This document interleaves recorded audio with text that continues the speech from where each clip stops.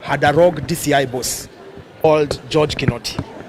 George Kinoti was behind the whole of this case, was behind the arrest. We tried to tell him both directly and on social media and even on your media platforms that this arrest was misguided.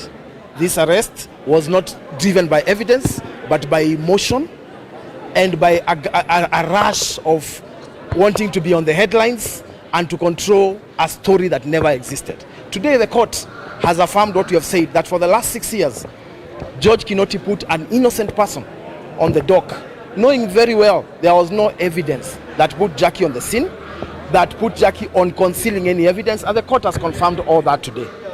So we urge that in the future, those who are given the power to investigate and get the truth before parading people and destroying their career for 6 years.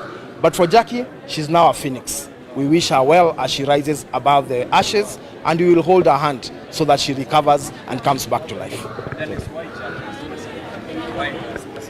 When George Kinoti got the evidence of the murder, he knew that it was not quote-unquote sexy enough to bring to court. So what did he do? He noticed that there was a girlfriend of the chief suspect who was involved and who would command attention and who would make headlines and who would sell a story that would last and capture the imaginations of Kenyans, even if the evidence did not show that. In fact, I challenge you, John Allen, go read the Mazingira issue, which is a DCI magazine of November 2021. George Kinoti was interviewed in that magazine and was asked, what about prosecution? He said, I don't care about prosecution as long as people are arrested and charged in court and we get the headlines. That was George Kinoti, I'm quoting directly.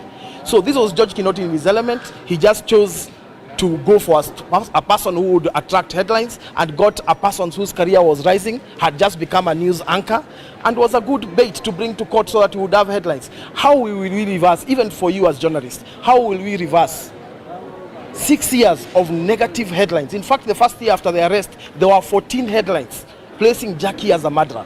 How, even if she came back to court and sued these guys, how is she going to reverse the negative publicity across the world that came out of it? It is this kind of nonsense that must be dealt with, and George Kinoti must at one time stand on the dock and answer for those kind of things that he did. But the opposing view? Of course, I will have to consult because it's Jackie on the dock. I will put my views to Jackie, and I hope that she will come back to court, and I really think I will put a good case to her to come back here and ensure that this kind of thing doesn't happen to anyone else ever again. This is a travesty, it is a tragedy, and it has slowed down the rise of a person whose career was at the top. But the opposing view here is that some people have questioned the freedom of the judiciary.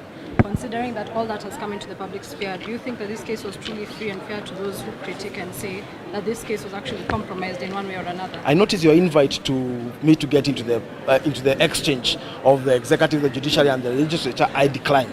Because from the beginning on this case, we say Jackie was innocent. We stood by it despite all the negativity. Today, we are vindicated that she's not only innocent, but that she was unfairly dragged to this court by George Kinoti and the investigators thereof.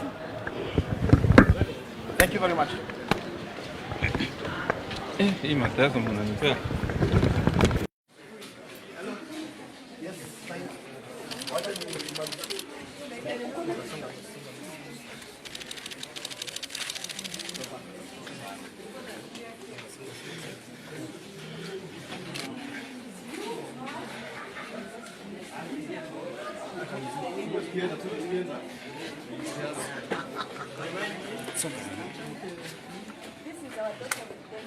Yeah, we are educating her at MKU. She's our daughter, so now. Who is that? Remember that you said he was doing the need for child support? This one is a continue hata nikipigie tukitoka. Bro. Hapo sawa.